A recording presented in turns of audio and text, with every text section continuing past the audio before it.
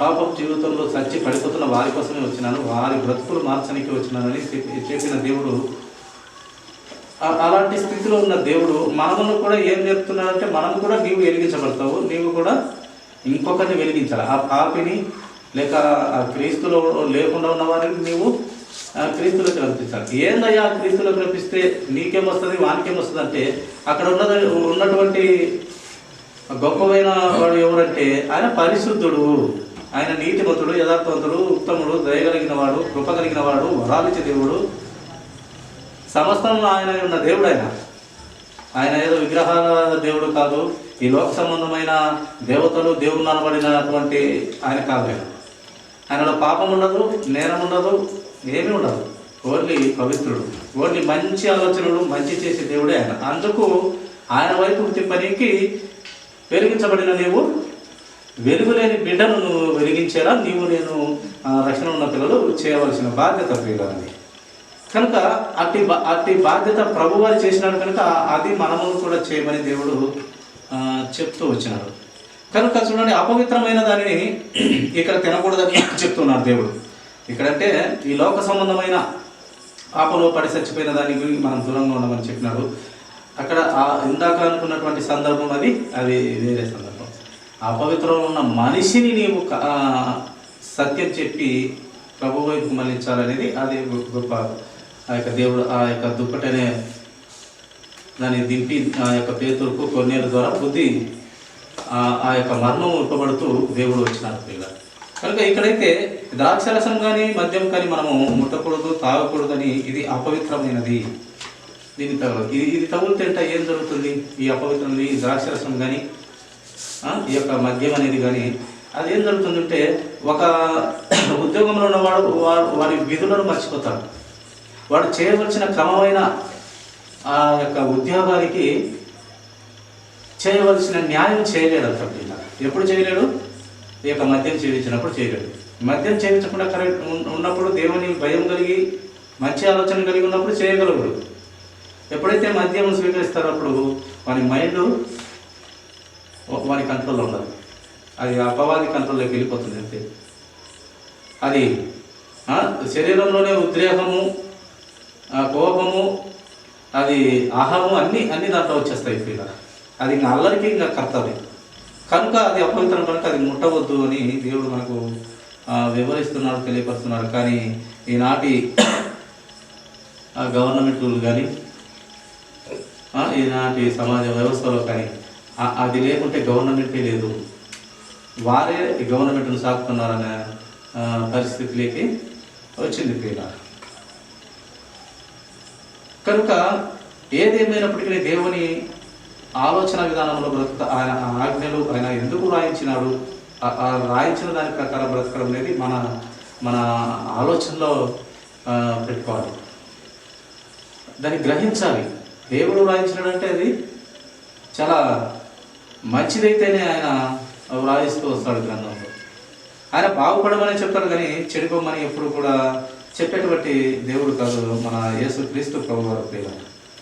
అందుకే మనము అపవిత్ర దాన్ని ముట్టుకోకుండా దానివల్ల మనము అపవిత్రపరచబడతాము, ఎవరికి న్యాయం జరగదు, అందరికీ అన్యాయం జరుగుతుంది, అంతా అల్లలే. దానిని మానుకోమని దేవుడు చెప్పేది. కొలస్సీలకు రాసినటువంటి పత్రిక 2వ అధ్యాయము 8వ వచనం.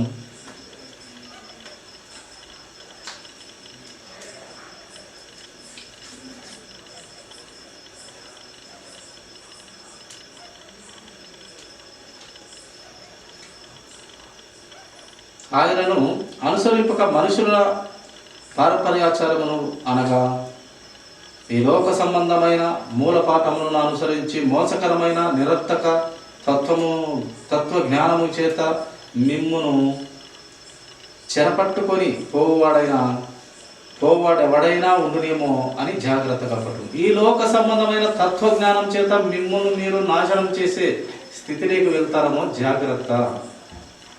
ఏ లోక సంబంధమైన తత్వజ్ఞానం అంట ప్రియులారా, అది లోక సంబంధమైన జ్ఞానం, అపవాది జ్ఞానం అది. ఆ విధంగా వాడు మిమ్మల్ని చెరపట్టి మిమ్మల్ని నాశనం చేస్తాడమని మిమ్మల్ని మీరు పరీక్ష చేసుకొని గుర్తించుకొని జాగ్రత్త కలిగి ఉండండి. అంటూ ఇక్కడ అపొస్తలుడైన పౌలు గారు తులసి పట్టణానికి రాయిస్తూ వచ్చినాడు కూడా. అలాగే చూడండి 9వ వచనం, ఏలైనగా దేవత్వం యొక్క సర్వపరిపూర్ణత శరీరముగా క్రీస్తునందు నివసించుతున్నది. ఆ దేవుని సర్వపరిపూర్ణత, మన పరమ తండ్రి సర్వపరిపూర్ణత శరీరంగా ఎవరిలో నివసించిందట? యేసు క్రీస్తు ప్రభు వారిలో నివసించింది. ఈయన ఆయన. అందుకే శిష్యులు ఒకనొక సమయము, ప్రభువా మాకు తండ్రిని చూపి ప్రభు అంటాడు. ఏమన్నారు నాయన? తండ్రిని చూపి ప్రభు అన్నారు శిష్యులు. అప్పుడు ప్రభు ఏమన్నాడు? నన్ను చూస్తే తండ్రిని చూసినట్టే అన్నాడు. నన్ను చూస్తే తండ్రిని చూసినట్టే. నాలో తండ్రి కనపడట్లేదా? మీరు నా ఆలోచనలలో, నా యొక్క క్రియలలో తండ్రి కనపడట్లేదా? ఎక్కడైనా పొరపాటు చూపులు కానీ, నడత కానీ, ప్రవర్తన కానీ, ఆలోచన విధానం కానీ ఎలా ఉంది? తండ్రి ఆలోచనలో మాదిరి లేవా? నన్ను చూస్తే తండ్రిని చూసినట్టే. అయినను మీరు ఎందుకు తండ్రిని అడుగుతున్నారు? ఇద్దరం ఒకటై ఉన్నాము. ఒకనొక సమయంలో మేమిద్దరం కూడా ఒకటై ఉన్నాము. ఆయన ఎప్పుడు నాకు దూరంలో లేడు, ఎప్పుడు ఆయన నాకు తోడుగా ఉన్నాడని చెప్పినాడు యేసుక్రీస్తు ప్రభు. కనుక ప్రియ సహోదరుల, మనము యేసుక్రీస్తు ప్రభు వారిలో సర్వపరిపూర్ణత, తండ్రి అయిన దేవుడే సర్వపరిపూర్ణత శరీరంగా భూమి మీదకి పెట్టి ఆయన సర్వపరిపూర్ణత క్రీస్తులో పెట్టినాడు. అంటే ఇంకా బిడ్డ, ఆ క్రీస్తు ప్రభు వారు ఇంకా తప్పు చేసే ఛాన్సే లేదు, పొరపాటు చేసే ఛాన్సే లేదు. అందుకే ఆయన అంత పవిత్రంగా యథార్థంగా బ్రతికి పరిశుద్ధ రక్తము ప్రపంచాలన్నిటినీ ఆయన పరిశుద్ధ రక్తం ద్వారా పరిశుద్ధులు చేసి ఆయన పట్టణంలో పెట్టుకోవాలన్న గొప్ప దేవుడు పిల్లలు. కనుక నా జీవితాలలో మనము ఆ దేవుని చాలా విలువైన ఆలోచనలు గ్రంథంలో మనకు దేవుడు పెట్టి ఉన్నాడు ప్రియ.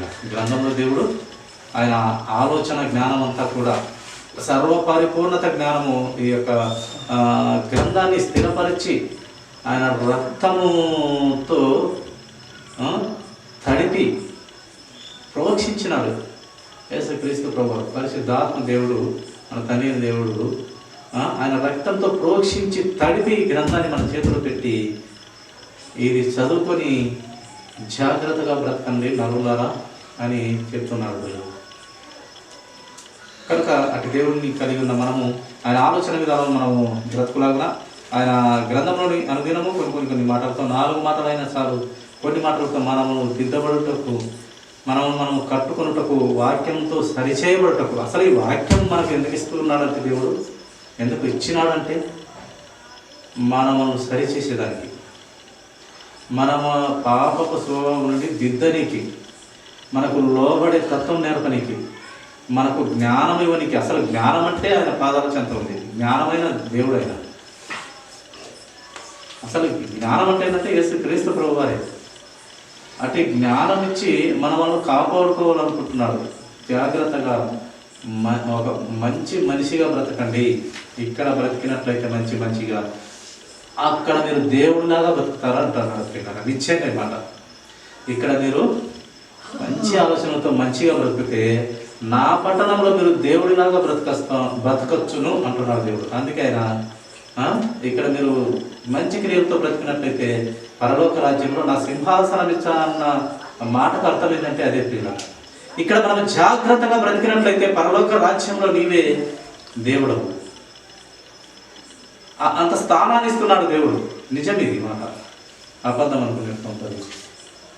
ఇక్కడ మనము మంచిగా బ్రతికితే, అలాగే 7 సంవత్సరాల విందు కాలంలో 1000 సంవత్సరాల మధ్యాకాశంలో ఇక్కడల్లా బాగా శిల్పిని పనికిరాని బండను ఇంకా బాగా చెప్తాడు. అక్కడ మధ్యాకాశంలో ఇంకా జ్ఞానవంతుని పరిపాలన చూస్తాం. ఇక్కడ పరిపాలన ఏ పరిపాలన? ఇది దేవుడు చేసిన మట్టి జ్ఞానంతో జరుగుతున్నటువంటి పరిపాలన. ఈ రాజకీయాలు ఇక్కడ పరిపాలన మట్టి పొరలతో జరిగే పరిపాలన. క్రీస్తే పరిపాలన చేస్తే ఎలా ఉంటుందంటే, మనము ఆయన తెలుసుకోవాలనే ఆలోచన ఉంటే చాలు. ఆయనను ప్రేమించే తత్వం మనలో ఉంటే చాలు, ఆయన కోసం బ్రతికే ఆలోచన ఉంటే చాలు, నిజంగా నిన్ను ఆ 1000 సంవత్సరాల పరిపాలనలో దేవుడు నిన్ను ఆయనలాగా తయారు చేస్తాడు. ఆయన సాలు పెద్ద పక్కగా ఆయన ఇచ్చి పరలోక పట్టణంలో నిన్ను దేవుని తోడు చేయబోతున్నాడు ప్రియులు. నిజమే.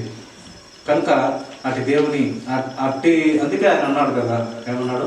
నేను పరిశుద్ధులున్నాయా, నేను పరిశుద్ధులునై ఉన్న ప్రకారం మీరు పరిశుద్ధంగా ఉండాలని నా కోరిక. నా పట్టణంలో వాళ్ళే ఉంటారు, అనగా పరలోక రాజ్యంలో ఆ పరిశుద్ధులే ఉంటారు. కనుక మీరు అక్కడ ఉండాలయ్యా, ఇక్కడ జాగ్రత్తగా బ్రతకండి, అక్కడ నాలాగా బ్రతకండి అని చెప్తున్నటువంటి దేవుని ఆలోచన విధానంలో మనం బ్రతుకుదామండి. కొద్ది మాటలు దేవుడు దీవించిన తర్వాత తల నుంచి తెచ్చిన ప్రార్థన.